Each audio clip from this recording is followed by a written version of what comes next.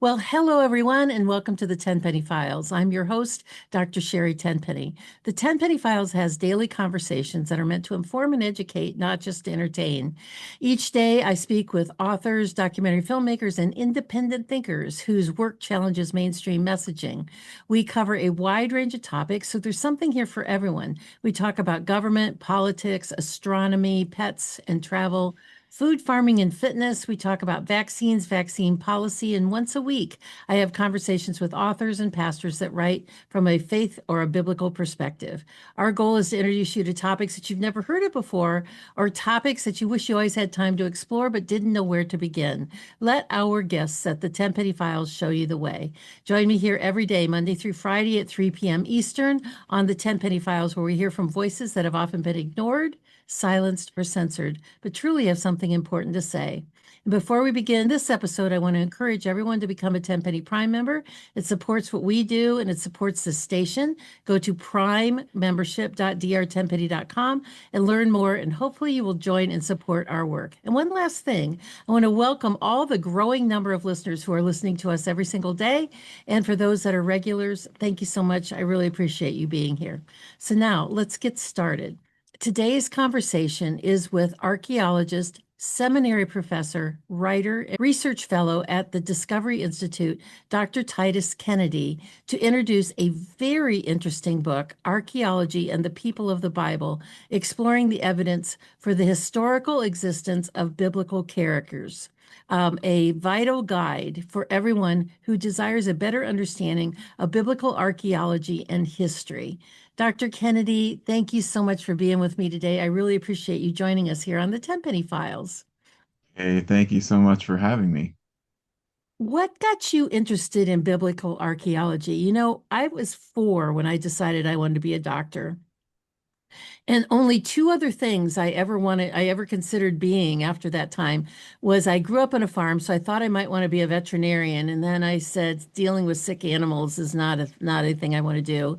The other thing was I really thought I wanted to be an archaeologist because I loved history and I loved, excavating all these things. Then my mom told me that they lived in tents and used outhouses. And that was kind of the end of that for me. So I never, so that was, but I love reading about archaeology and I love reading about all the findings. What got you interested in biblical archaeology? I wasn't 4 when I got interested in it, but maybe not too far off from that. I would say it was around fourth grade when I really started to become more interested in archaeology, but biblical archaeology in particular, about seventh grade. So I had always liked history and I had enjoyed other subjects in school, like languages and science, and all of those things go into archaeology. I just didn't even know that archaeology existed until I went on a trip and saw an ancient site, an archaeological site, actually a reconstructed village that had been excavated in Hawaii. And then the next year, I was given a book by one of my teachers on the archaeology of Troy, the first excavations there that Heinrich Schliemann was involved in. And so that opened up my eyes to what archaeology is, and that people went to these ancient cities and they would dig into the ground and they would uncover these buildings and these artifacts and they would find new information that we could add into the historical record. Before that, I just had no idea that these places still existed or you could find new things. I thought that our history generally just came from old books that had been passed down, and we got our information through just the written word. Of course, that's very important, but it's not everything, and archaeology opens up all this new information for us. So by the time I got to middle school, I started to understand that the Bible also was very connected to archaeology. And I was given several books that addressed biblical archaeology, read through those, found it fascinating, thought it was very, very important. And I just continued on reading and learning until at the end of high school, I decided I want to try to study archaeology and see if I can do this myself. And so when you were in, say, high school and college, did you go on any digs to see if this was really the direction you wanted to go? I did. So the first excavation I did was in my freshman year in college. It was a local United States, California excavation. So I started to be introduced firsthand to doing archaeology, to learning field work then.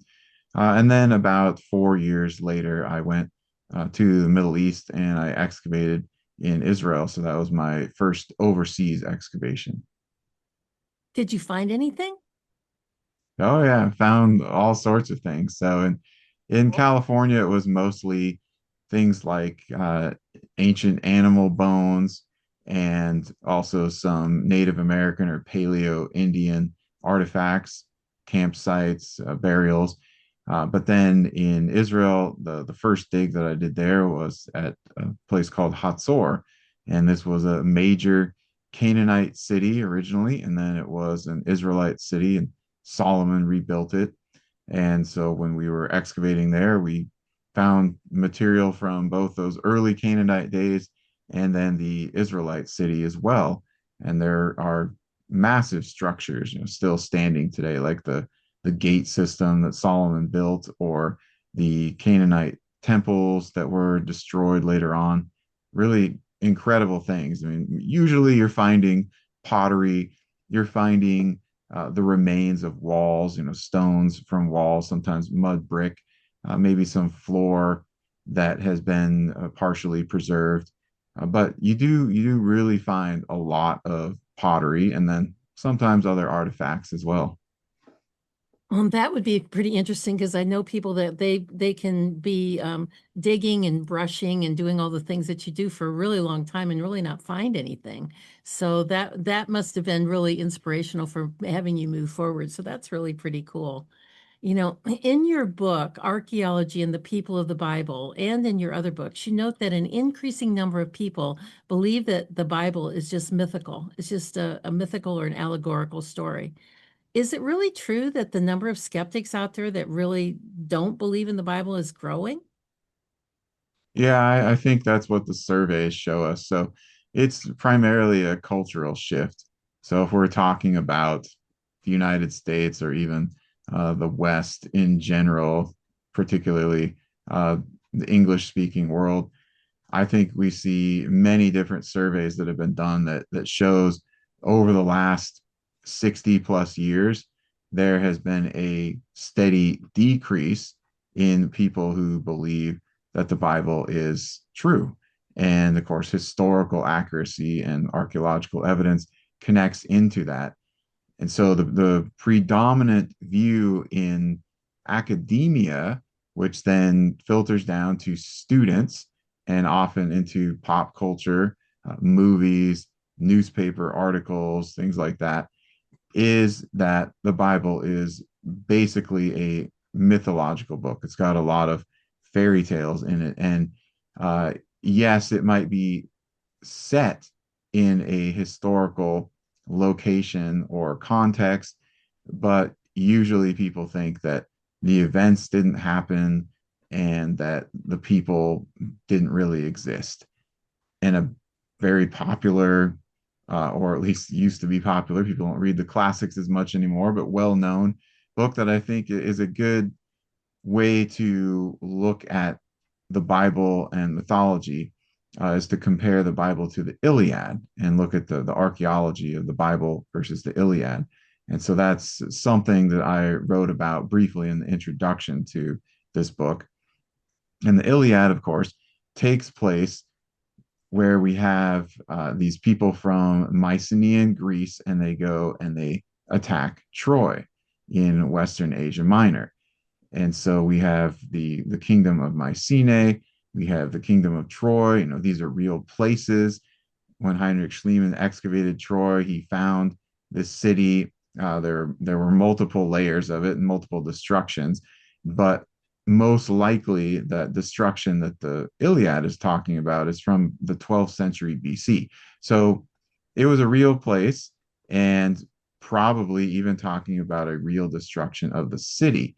And yet, when you read through the poem, there's obviously a lot more going on. There's all sorts of interactions between people. There are characters themselves in the book. You know, we have Achilles, we have Hector, we have Priam, we've got Paris, and many other characters, right? So those are the people that are doing all the major actions. And yet we have no archaeological evidence that any of those people existed. And so it may be in a historical place that is real, it may be in a historical context, and yet the details of the story and the people of the story, those aren't real. They're mythological. We have no evidence they existed. But when we compare that to the Bible, we see something quite different. We see, of course, the same historical context, real places, but the people in the historical narratives in the Bible, we have verifiable proof for so many of them. In my book, I address about 135 people in the Old and New Testament total. And we could probably stretch it out to maybe about 140. There's some I didn't put in there that are very speculative. The evidence is very tenuous, but this is not mythology, because if those people really existed in that time and place and they did many of the things that we read about in the biblical narratives, we see that that is history, not mythology. So people just aren't aware of these things. They've been taught or told or heard that the Bible is mythology or fairy tales. And yet, if they looked into it in detail, they would find that is not the case. You know, in the introduction of your book, you clearly define five strict criteria used to determine whether a person mentioned in the Bible was indeed real or living, and then whether or not it was included, and like you said, about 135, even though there are many more people, characters in the Bible than that. But how did you choose those particular criteria? And I really like how, each one is for the listener, each one of these, I guess, chapters in your book are about maybe 2 to 4 pages long. But at the very top, when you name the character, you use these criteria to define, how they were chosen. And you gave them a score of like A, B, or C of whether that was absolute proof or speculative proof or not really sure or maybe tentative. How are those criteria picked? And how difficult was it to match those criteria with the archaeological data to a person in the Bible? So I built upon some previous work by other scholars and just used logical thinking as well. I mean, what do we need in order to demonstrate that a person in this text is the same as the person that is written about in an inscription, for example? And so those criteria are, first of all, the name has to match. That's very obvious, should be self-evident to people. However, there are scholars, researchers, people who will sometimes say that they've identified a person from the Bible, but it's a totally different name. Well, it's very difficult to make that claim. You have to have a huge amount of evidence showing that it is that same person. So we're going to start, it's the same name. Uh, that should be obvious. Second thing we look at is their family lineage. So often in the biblical text, we will have some mention of a person's family members, whether it be their father or their son, something like that. All right. So we can learn about their family. And in some of these inscriptions or some of these seals, we have son of, and that tells us the family lineage. And we have other family connections as well, but that's the most common. So if we have that, that's another piece of the puzzle to add into to see that it looks like this is a person from the same family. The third thing we would want to look at is their chronological placement. Did they live in the same time period as the person in the Bible? So are they from the 10th century BC? Are they from the first century AD? They should be matching up in the same century, I would say. Ideally, they should be matching up within the same generation, even. So that is very important, obviously, because sometimes people have the same name and they live hundreds of years apart. Well, then it's just a coincidence. It's not the same person, obviously. So, name, family lineage, chronological placement. The fourth would be the geographical placement. So, did they live in the right place? So, if we read about a person living in Jerusalem during the first century, and then we find the evidence for this person in Jerusalem, that is a very helpful match. So if we find either the name, the archaeological evidence for the name and the lineage and so forth in the same place that the person lived in the Bible, that again, another piece of the puzzle. Or it could be from a another source, a foreign source, say, but it could be saying that they live in Jerusalem or they live in Judah or they live in Israel, something like that. So geography, another piece. The fifth would be something like their title or their occupation. And we often find this in archaeological inscriptions. Uh, Kings, that's going to be something that we find more often. They have official documents written about them or monuments erected more often. So, King, King David or King Rehoboam or Jeroboam or King Hezekiah or something like that, King Sennacherib. So that's obvious. Sometimes those scribes, we have scribes as well. We have prophets like Isaiah. So that is something that should match also. Now, ideally, we would have all five of those criteria present. And indeed, in many cases, we do, but not every case. So some weigh more heavily than others, some are more important. But of course, we have to have the name, we have to have the chronological placement and the geographical placement. If we've got things like family, lineage, and titles, that also helps immensely.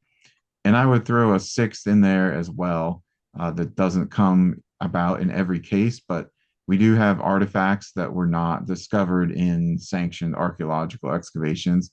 Maybe they were looted, maybe they were picked up off the ground by a tourist, and so we don't know their provenance exactly.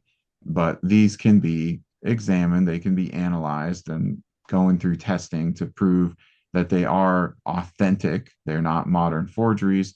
So sometimes we have to address that as well.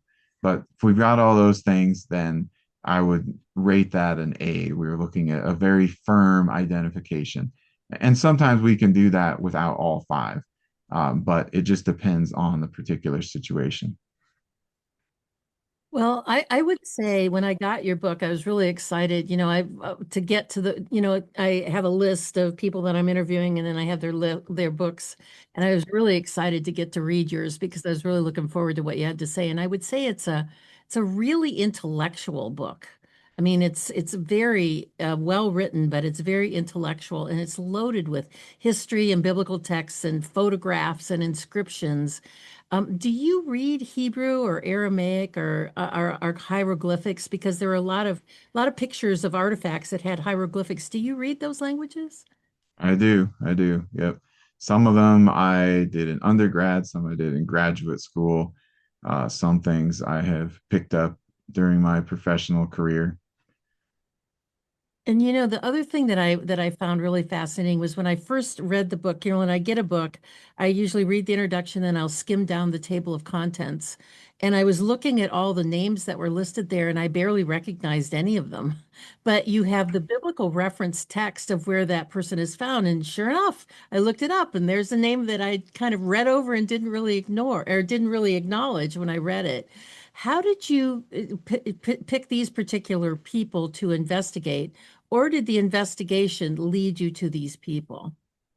The investigation led me to those people. So the object of the book was to present every person who is named in the Bible for which there is archaeological evidence. So I tried to use everybody. And like I said, there are a few others that I might have put in there, but they are extremely speculative, so much so that I chose not to put them in because I didn't want to really stretch things as much.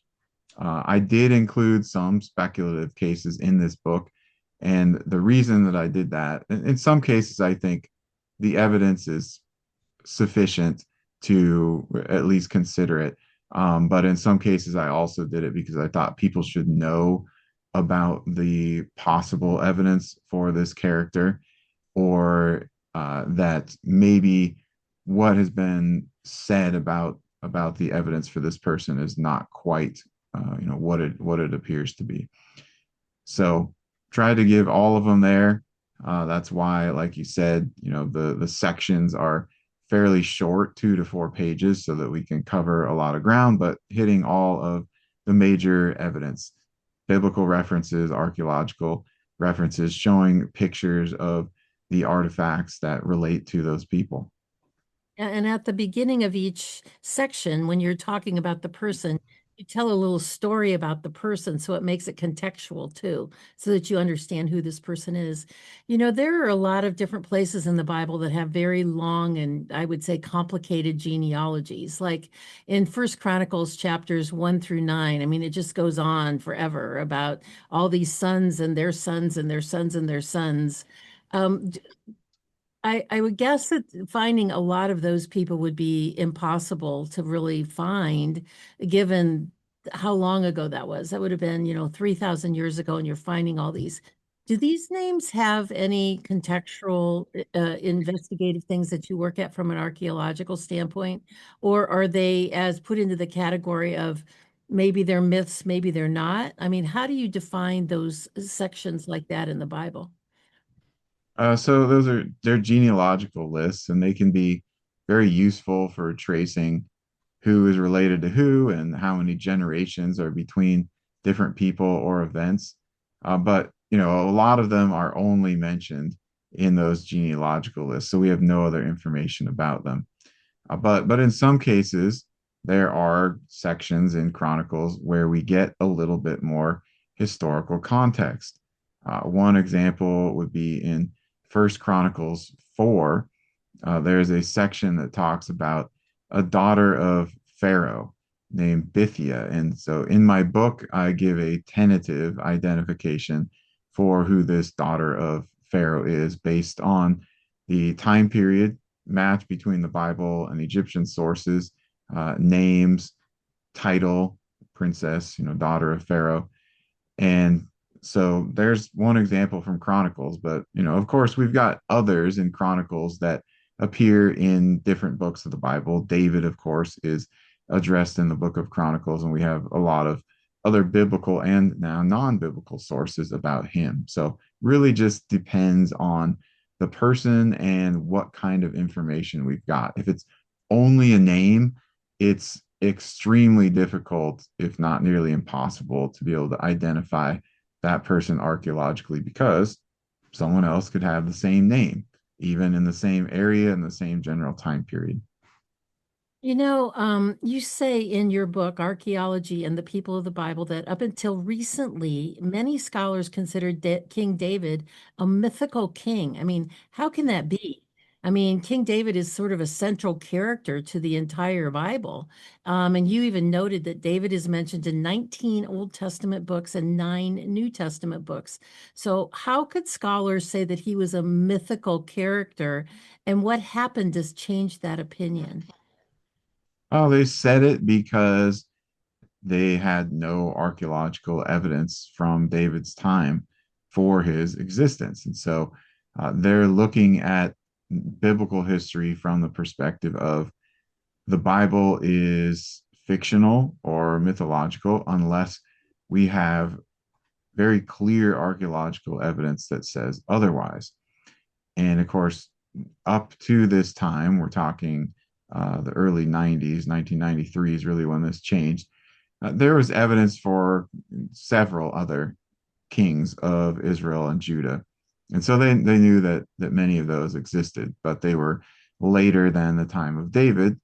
And the idea in scholarship was essentially that the early narratives of the Bible were propaganda.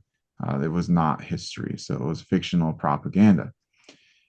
And so throughout the 80s, this became a very, very common view. into the early 90s. Then in 1993, excavations at the city of Dan, north of the Sea of Galilee, uncovered part of a stele, this stone monument with an Aramaic inscription on it. So it had been placed there by the Arameans after they had achieved victory over the northern kingdom of Israel. But then when the Israelites took the city back, they smashed this and it got reused, and it was used as a building stone in this plaza area in front of the city gate. So this was found. We don't really find a lot of monumental inscriptions in excavations during what's called the Iron Age of Israel. So this is really significant. Immediately they know this is going to be significant, and it gets translated, and we see on here that it's an Aramean king who says that he has defeated two kings of Israel and Judah, and then he says, of the house of David.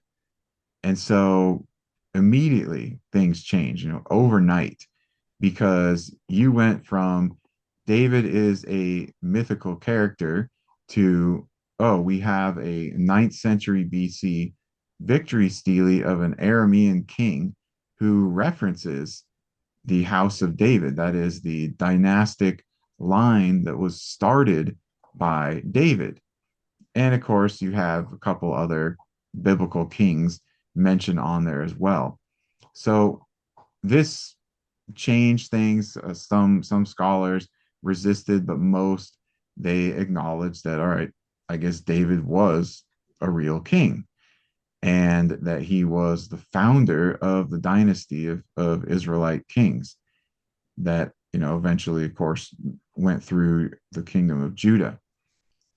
And after that, there was a reanalysis of another victory stele, another monument called the Mesha stele, also from the ninth century BC. And this was from another enemy of the Israelites. It was the Moabites. And this also had the phrase House of David on it.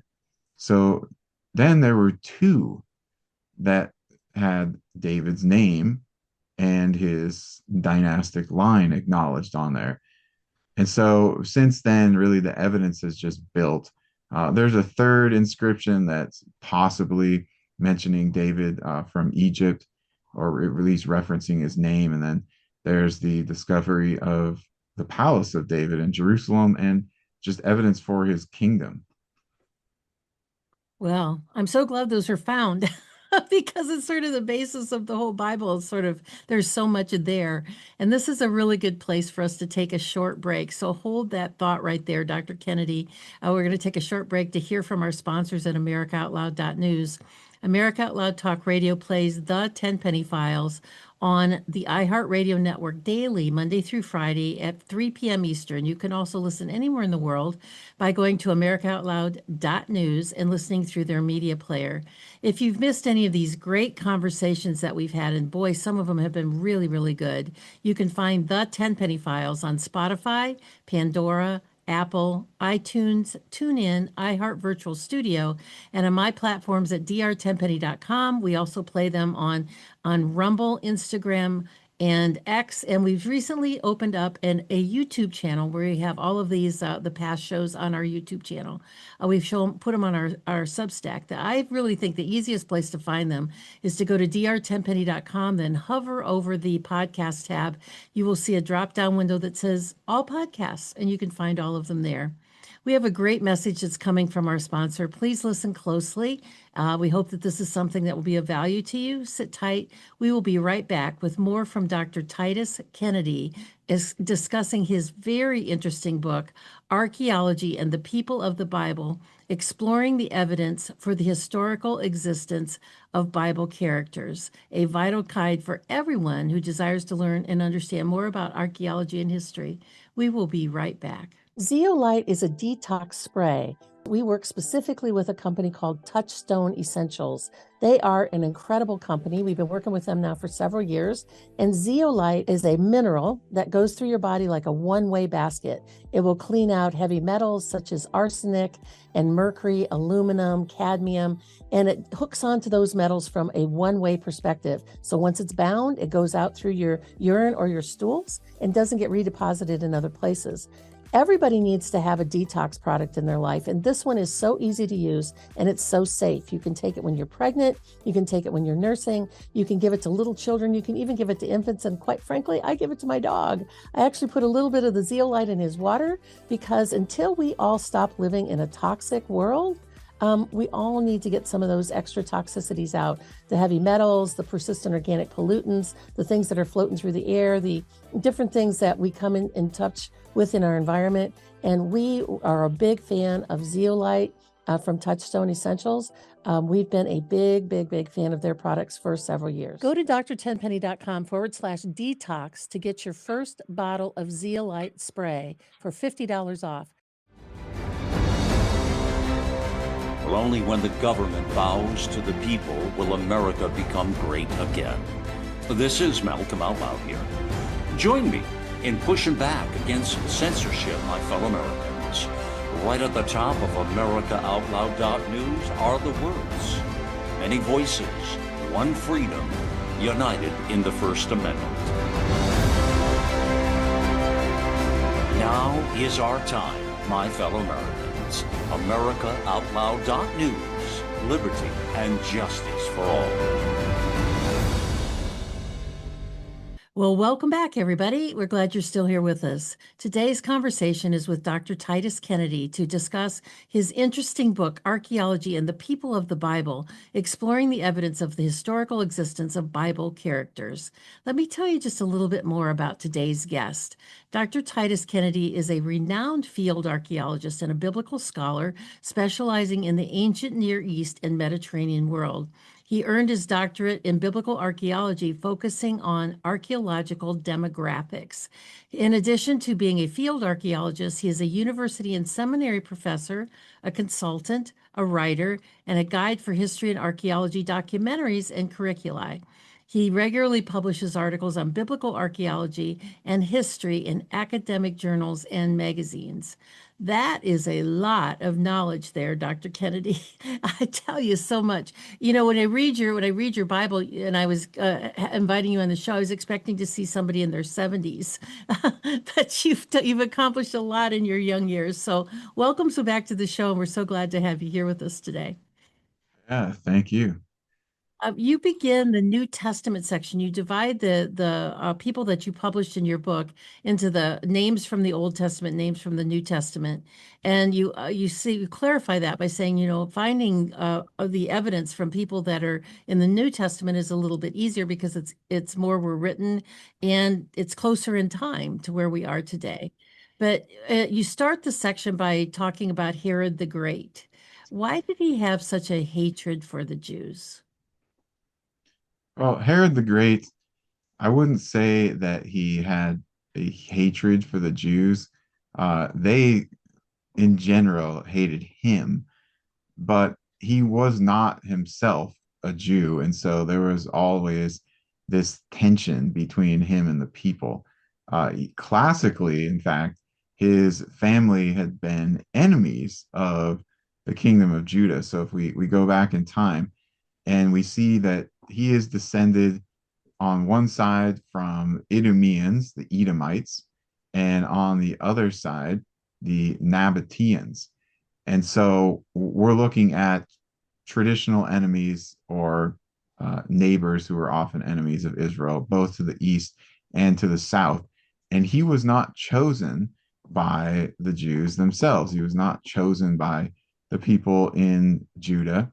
And he was just projected onto the scene essentially with the approval of the Romans. So at the time that Herod gained power, the Roman Empire, or actually the end of the Republic really, was in control of the area of Judea. And so he was crowned king by the Romans, and he went back to Judea after this And although he had that title, he actually had to fight for it. And so we see that there is a period of about 3 years in between when he is made king, or up to 4 years, and when he actually gains control over the whole area and over all of Jerusalem. And then to sort of ingratiate himself with the people, he starts various building projects and he modifies his behavior perhaps a bit. He also has some key family relations, marriages, to try to solidify his rule and connect him to the Judean elite. But the most famous of all these building projects was, of course, the temple. So he rebuilt the temple in Jerusalem. According to Josephus, he replaced every stone. So it was a complete remodel of it. And he provided a lot of jobs to people. And he also beautified the most important building in Jerusalem, in all of Judea, for all the Israelites. And so those were some things that he did to try to make himself a little bit more popular. But in the end, it really didn't work. He was also quite brutal, carried out a lot of executions, political assassinations, even killed many members of his own family, including his wife, who had been part of the Jewish Hasmonean dynasty. And then after he died, it seems that people desecrated his burial place, his tomb and his sarcophagus, because when that was discovered by Ehud Netzer not too long ago, it was found smashed. His sarcophagus was found smashed. And so he probably was not ever successful in really getting the people to like him. Well, you can't really buy your friends, and that goes back like thousands of years, doesn't it? It really does. Right. No, we talked about at the beginning of the show about a lot of people look at the Bible itself with a skeptical eye, and they think it's a mythical book. And a lot of people, and you describe that as being more of a cultural phenomenon. And I believe that the same sort of cultural phenomenon is being applied towards Jesus himself, that he was just a mythical figure, not even a historical figure, and let alone the Messiah. But what archaeological evidence have you found for the existence of Jesus and for him being a historical figure and miracle worker? Yeah, you're absolutely right that it is a cultural phenomenon. I think it is really a targeted belief system, and it's propagandistic type of teaching, or rumor spreading that there's no historical evidence that Jesus existed. So if you go out and you talk to random people on the street or at the grocery store and you ask them, don't ask them, do you think Jesus was a real person? Because a lot of them might say yes, even though they don't think there's any evidence. Just simply ask them, do you think there's evidence that Jesus was a historical person? You're going to get so many responses of no, no, and that's why I don't believe in him, or no, but I have faith, or something like that. So this could even be true in uh, different church or Christian friendly circles. They may just be unaware. And the reason is because people are constantly being told that, whether it's in school or quote unquote documentaries or TV, movie, things like that, or just general culture and discussions. But in fact, Jesus is one of the better attested historical figures from antiquity. And we could start by just looking at ancient historians, ancient authors who write about Jesus, who mention him and aspects of his life. And there are several within the first and second centuries who do so. But if we even just restricted it only to people who lived in the first century, who write about Jesus and for whom we still have their writings, we have people like Josephus, Serapion, Tacitus, who lived in both the first and second centuries, Pliny the Younger as well, and Suetonius also. Some of these are very, very famous Roman historians, and none of them say that Jesus was a mythical character or he is some religious icon that the Christians invented. They all acknowledge him as a real person. We see discussion about his trial before Pontius Pilate and his crucifixion and so forth. So, from a historical perspective, we've got all these ancient accounts and we have ancient manuscripts of those accounts. From an archaeological perspective, we're looking at the actual artifacts and we're looking at artifacts from the first century, the time of Jesus. We also have evidence from that category as well. Probably the most well known at this point is the James ossuary. So this was a bone box, a burial box of James. And how do we know that? Because there is an Aramaic inscription on it that says, James, son of Joseph, brother of Jesus. So we talked earlier about discussing same name and family lineage as a couple of qualifiers. Okay, so here obviously we have the name Jesus and we also have the name James. So this would attest to James as well. We have the right family relationship. We also have it coming from Jerusalem in the first century, actually prior to 70 AD. So it fits the geographical, chronological, family, and name. The only thing we don't have is title. Okay, so it doesn't say Jesus the Messiah. It doesn't say James the leader of the Jerusalem church, but we do have all the other things. And this was involved in a long, decade-long antiquities trial, but it was analyzed by countless experts in different fields. And in the end, really, the evidence showed that it was a legitimate artifact. The whole inscription was. And when a statistical analysis was done with the names and the population of Jerusalem, the determination was that the Jesus that's written about there, it would have been applied to less than 2 people in Jerusalem at that time. And so we really don't have other options. But I think one of the ways that we can demonstrate that this really looks like it's pointing to Jesus Christ is that his name is tacked on to the inscription as the brother of the deceased. And that is incredibly rare. So of all the ossuary inscriptions that have ever been found, there's only one other one that mentions a brother. So normally you had the name of the person, sometimes their father, or sometimes their profession, or sometimes the place that they were from, but you didn't put the brother. This one has the father and the brother. So it is unique in that respect and tells us this brother was somebody very important, which obviously Jesus qualifies for. And then there's another inscription that very few people, I think, are familiar with. It was discovered more recently than this James ossuary. And that is a cup, an inscribed cup that was found in the harbor of Alexandria. And on it is written, through Christ the magician. So it uses his title instead of his name. But this is from the first century, and this is reflecting the strong belief in magic in Egypt and the idea that Jesus would have been then a magician, a powerful magician.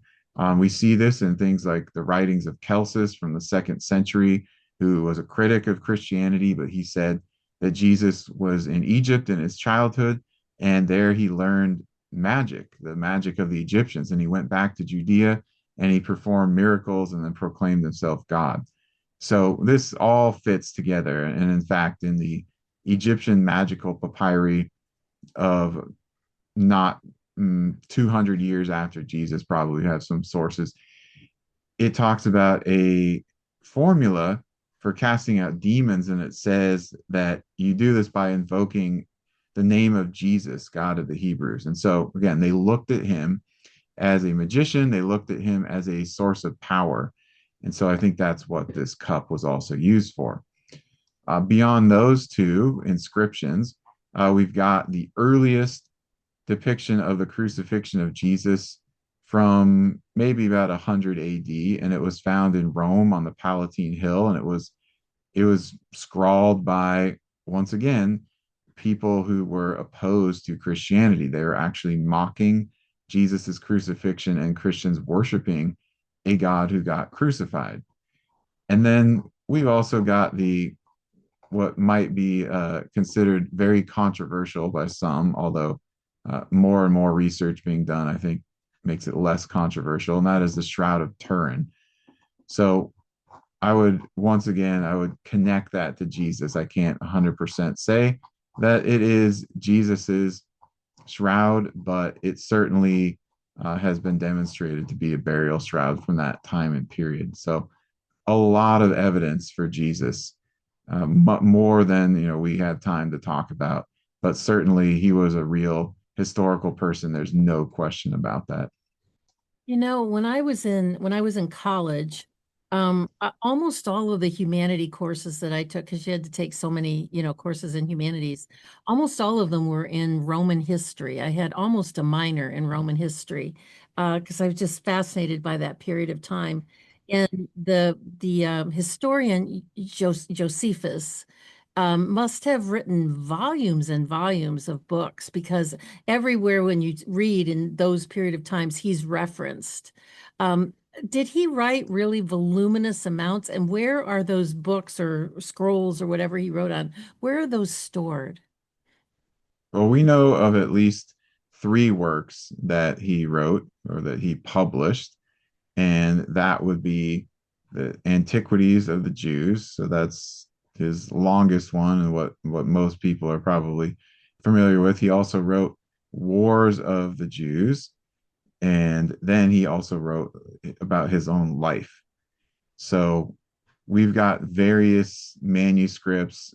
Typically, the oldest ones are either in Greek or in Latin, and those are stored in different libraries around the world, either where they were rediscovered or brought, or they were purchased and then placed there. But people can go online oftentimes and look at the manuscripts or look at transcriptions of the manuscripts. And then, of course, there have been many translations of Josephus published as well, and so you can read through it in English and see for yourself what he wrote. But yeah, his works, the book on his works, if you print it in English, it's about that thick, so it's quite large.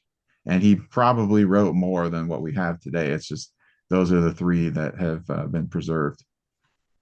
Your book is so good, and it's such a great addition to anybody that likes to study the Bible and likes to, really learn this. And we've done, I think, a good overview here, kind of what you've written. But what would you say to people to encourage them about why they should get this book and read it and put it in their personal library? Well, if you want to know or learn and then have access to the evidence for the existence of the people that are talked about in the Bible, and you want to see the actual artifacts that demonstrate that evidence, then this is a book for you. And you may read through it and find it interesting, especially if you like biographies. They're like little mini bios. You're probably not going to remember every detail in there, but if you want to go back and reference it, either you're doing a Bible study or you are talking to someone who wants to know, is there any evidence for this person or this narrative in the Bible, then you can go back to it as a quick reference. So I wrote it. It's presented in chronological order, so all the people are in chronological order. But if you just want to look up a particular name, you can go to the back to the appendix, and there's an alphabetical index of the names of the people, and so you can quickly look up who you are interested in, go to that page number, and there you've got the information. I've also got some bibliographic references in the books too. So if people want to look up some academic articles or excavation reports or some other publications that talk about this evidence, then they've got some references there as well. You have another book titled Unearthing the Bible. it just sounds so fascinating what I read about it. I'd love to have you back and to go through that book a little bit more on the archaeological part of that. Can we have you back to discuss that at a later date? Sure, I'd be happy to. That would be great. And we've got one last minute. What would you like to leave people with today as a final closing point for the material that you've so highly researched? I want people to understand that the Bible is definitively not a book of mythology or fairy tales. That when we just apply historical archaeological criteria to it, that's what we see. That it is a book of historical events, historical places, and in this case, historical people. And we have the evidence for that. They are not mythological characters. They're not comic book characters. They're real people. We've got real evidence for it. You can see the evidence for yourself and know and understand that what you're reading happened in history. That's just great. And that's what we really need, particularly in this day and age when everything about our faith has just been tried to be thrown underneath the bus. So, Dr. Titus Kennedy, it has just been a pleasure to have you here with us today and to explore all of the work that you've done. And it's a really intellectual text, but it's easy to read and it's kind of fun to go through each one of the stories and read them along the way, particularly when you get into the New Testament stories and you can see how they interweave with the people that are there. So, and anybody that's looking for this book, you can go to our bookstore, which is bookstore.drtenpenny.com, where we have all of the books from all of our authors that are there. And this one is Archaeology and the People of the Bible. So it's just been such a pleasure. So thank you so much for being with us today. I'm going to hold you to that to come back and talk about your other book, Unearthing the Bible, so that we can get more information about that. So with that, I want to thank everybody that's joined us here today and anybody who's listening to this in the future that really have lots of great conversations. And I want to close out with one of my favorite verses from the Bible. I close all my podcasts with, whether they are live or pre-recorded, which is Romans 12:12. Rejoice in hope, be patient in trouble, and be persistent in prayer. Trust God for everything. He'll not let you down. Even though his timeline may not be your timeline, he's always there with you. So I will see you tomorrow or the next time here on the Tenpenny Files. Have a good rest of your day, everybody. Goodbye and God bless.